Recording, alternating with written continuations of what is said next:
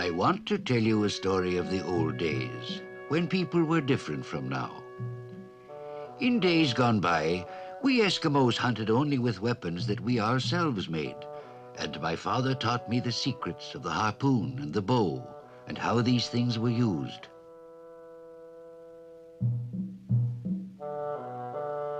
In those ancient times, we had no white man's guns.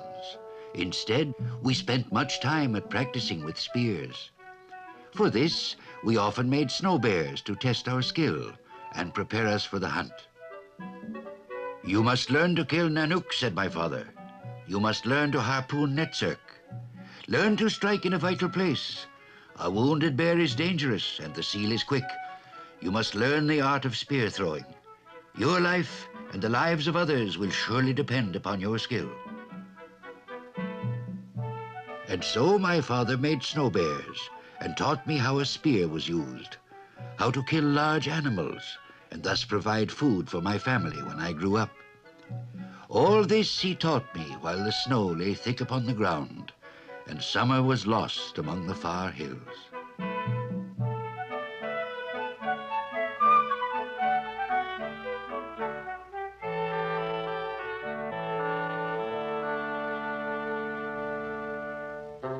My father killed fish in the ancient way.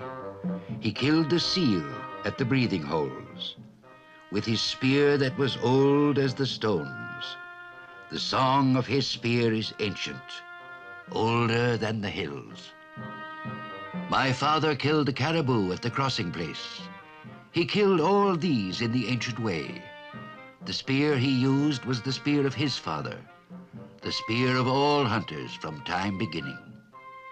I shall not forget when my father's kayak was swift, when he killed the caribou at the crossing place. I remember the crossing place where many caribou were taken and the great feasts we enjoyed after months of hunger and even famine. And it was my father's weapons that filled the cooking pot.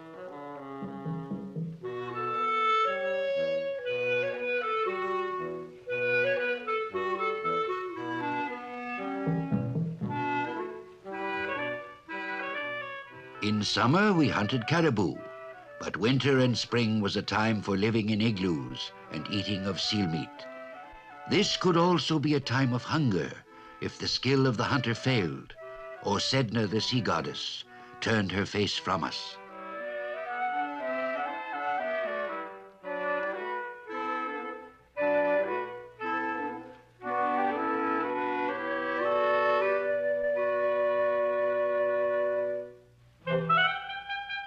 I remember the big arrow shoot when I was young, when all the men of the village would practice their skill. This was a time of testing, not only for the hunter, but also for the strength of the bow and the straightness of the arrow. My father showed me how to make arrows, how to make them straight.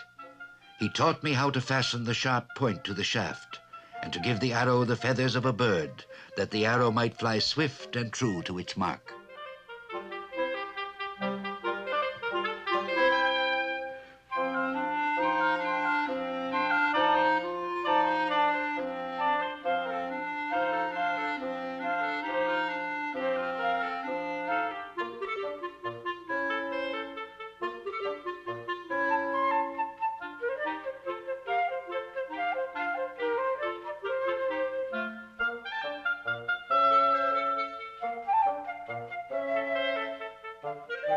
I wanted to grow up and use the bow and arrow.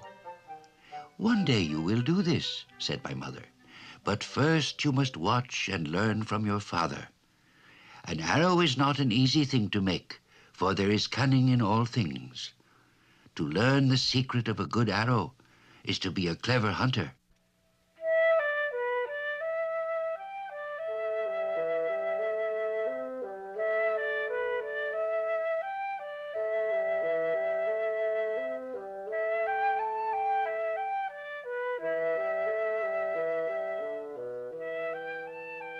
As my father worked, he talked quietly to himself. Perhaps he made a small poem, or asked the air spirits to look with favor on the arrow. My mother sang quietly as she watched beside the tent. As for me, because I was a child, I only longed to shoot an arrow of my own. How far up will an arrow fly? Will it hit the stars or the moon? Said my father, if I am lucky, it will kill a duck or perhaps a fox.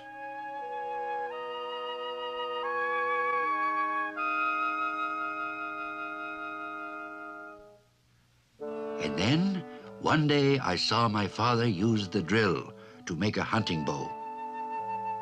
There are rumors of great marvels in faraway places. I hear there are wonders beyond the far hills. But the wonder I knew was the skill of my father as he sat by his tent and fashioned a bow. There is talk of great wonders that strangers have seen. But is there a marvel as great as the bow that my father made as he sat in the sun? Made with his hands from driftwood and bone? I watched this great marvel as we sat by the stream. I remember the song that he sang long ago. The song of a bow that came from the past. A timeless song of the countless years.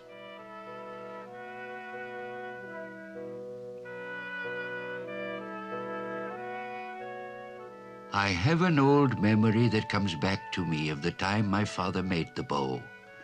The memory of a fire at the crossing place and the smell of cooking. A memory of my mother who made meals for us under the clear sky of summer.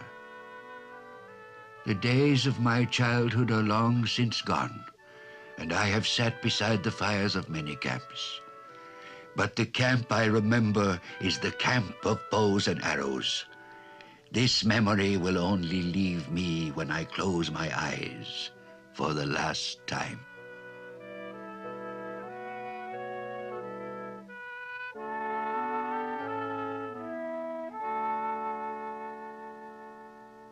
The making of such bows is an art that is now almost forgotten.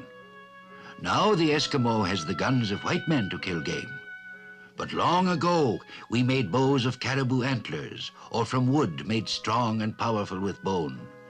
Wood and bone were joined together, then braced and bound tightly with sinews. The bow of my father was made from antlers. The middle part and the two end pieces were all cleverly joined and bound to make a powerful spring. My father told me that other people made bows differently, but he gave me his own secrets, and the bow that I made when I grew older was like his. With it I killed many animals, as did the bow of my father.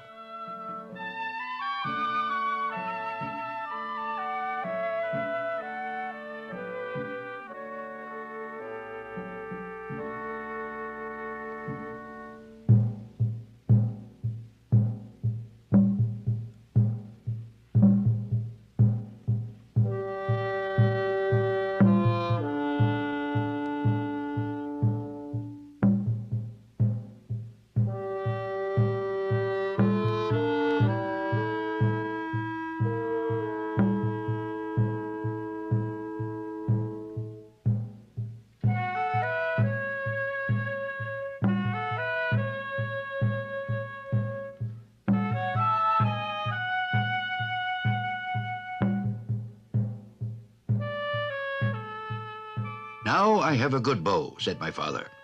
It is strong and very powerful. With such a weapon, I can kill a caribou or a bear. When the great snows come, we shall make snowmen. Then you will see, Tuktu.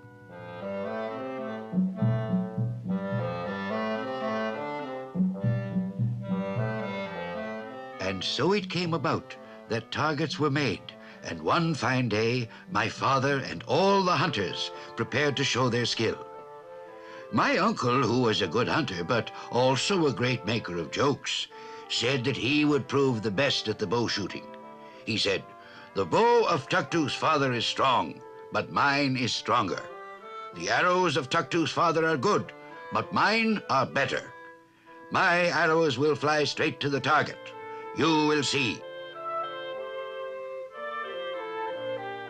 I thought the words of my uncle were strange, but might well be true. Perhaps his skill was greater than my father's. So I waited anxiously and watched as the hunters made ready the snow targets and prepared to shoot their arrows.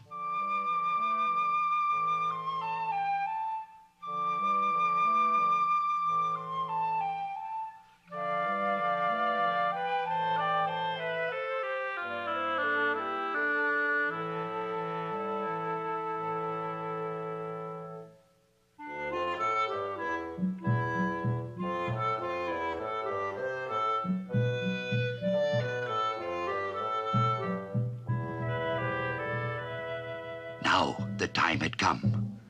My father took the great bow in his strong hands and bent it to the pull string. The bow was very powerful, but was it powerful enough to overcome the bow of my uncle? We watched and waited. Excitement was big in my throat as the men made their last preparations for the shooting.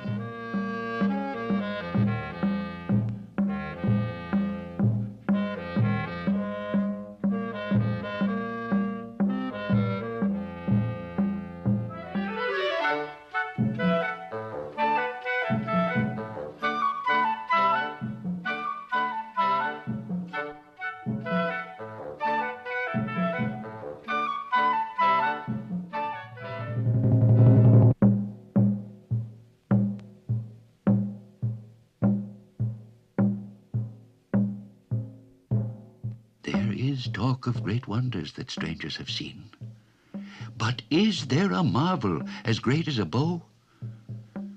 I remember the song that my father made, the song of a bow that came from the past, a timeless song of the countless years. The bow and the arrows were made by my father as I watched and marveled in those far-off days. There is talk of great wonders that strangers have seen, but the wonder I knew was a timeless bow from my father's hands, a bow that he made in days long ago.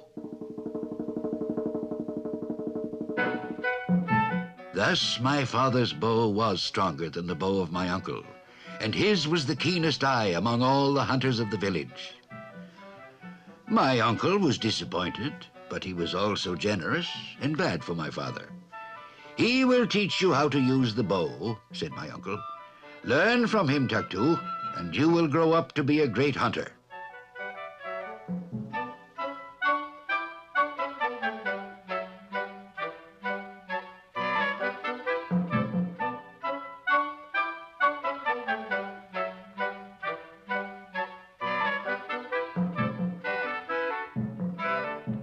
And that is the way we used to live.